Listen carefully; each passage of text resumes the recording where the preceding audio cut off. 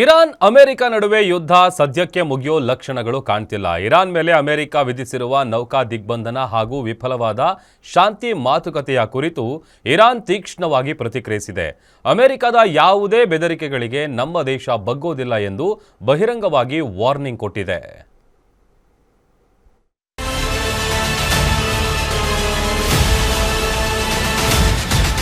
Iran America ನಡುವೆ ಯುದ್ಧ ಸದ್ಯಕ್ಕೆ ಮುಗಿಯೋ ಲಕ್ಷಣಗಳು ಕಾಣ್ತಿಲ್ಲ. ಈಗಾಗಲೇ ಪಾಕಿಸ್ತಾನದಲ್ಲಿ ಸಂಧಾನ ಮಾತುಕತೆ ಫೇಲ್ಯೂರ್ ಆಗಿದ್ದು ಹರ್ಮೋಜ್ ದಿಗ್ಬಂಧನಕ್ಕೆ ಟ್ರಂಪ್ ಮುಂದಾಗಿದ್ದಾರೆ. ಆದರೆ ಯಾವುದೇ ಕಾರಣಕ್ಕೂ ಅದಕ್ಕೆ ಅವಕಾಶ ಕೊಡೋದಿಲ್ಲ ಅಂತ ಇರಾನ್ ಕೂಡ ಪಟ್ಟು ಹಿಡಿದು ಕೂತಿದೆ. ಇರಾನ್ ಹಾರ್ಮೋಜ್ ಜಲಸಂಧಿ ಕ್ಲೋಸ್ ಮಾಡಿದ್ರೆ ನಿಮ್ಮಲ್ಲೇ ತೈಲ ಬೆಲೆ ಏರುತ್ತೆ ಅಂತ ವಾರ್ನಿಂಗ್ ಕೊಟ್ಟಿದೆ. ಅಲ್ಲದೆ ಪರ್ಷಿಯನ್ ಕೊಲ್ಲಿ ಮತ್ತು ಒಮಾನ್ ಕೊಲ್ಲಿಯ ಯಾವುದೇ ಬಂದರುಗಳ ಮೇಲೆ ಯಾವುದೇ ಕ್ಷಣದಲ್ಲೂ ದಾಳಿ ಮಾಡೋದಾಗಿ ಪ್ರತಿಜ್ಞೆ ಮಾಡಿದೆ.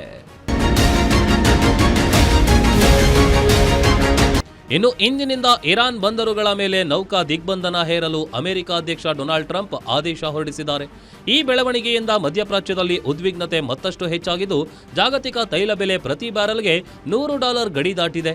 ಇರಾನ್ ಬಂದರುಗಳಿಗೆ ಬರುವ ಮತ್ತು ಹೋಗುವ ಎಲ್ಲಾ ದೇಶಗಳ ಹಡಗುಗಳ ಮೇಲೆ ಕಠಿಣವಾದ ನಿರ್ಬಂಧ ಹೇರಲಾಗುವುದು ಎಂದು ತಿಳಿಸಿದ್ದಾರೆ.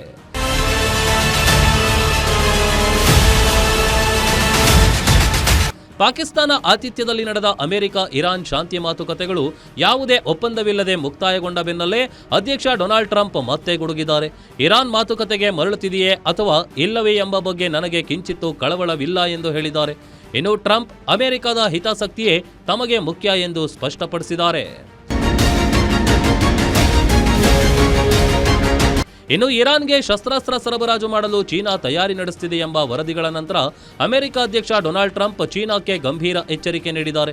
ಒಂದು ವೇಳೆ ಶಸ್ತ್ರಾಸ್ತ್ರ ಪೂರೈಸಿದರೆ 50% ಸುಂಕ ವಿಧಿಸೋದಾಗಿ ಹೇಳಿದ್ದಾರೆ.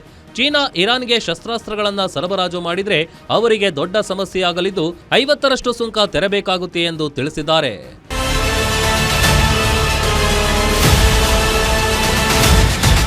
ಒಟ್ಟಾರೆ ಅಮೆರಿಕದ ನಿರ್ಧಾರವಾದ ದಿಗ್ಬಂಧನ ಮತ್ತು ಯುದ್ಧದ ಆತಂಕದಿಂದ ಜಾಗತಿಕ ಆರ್ಥಿಕತೆ ಮೇಲೆ ಭಾರೀ ಪೆಟ್ಟಾಗಿದೆ.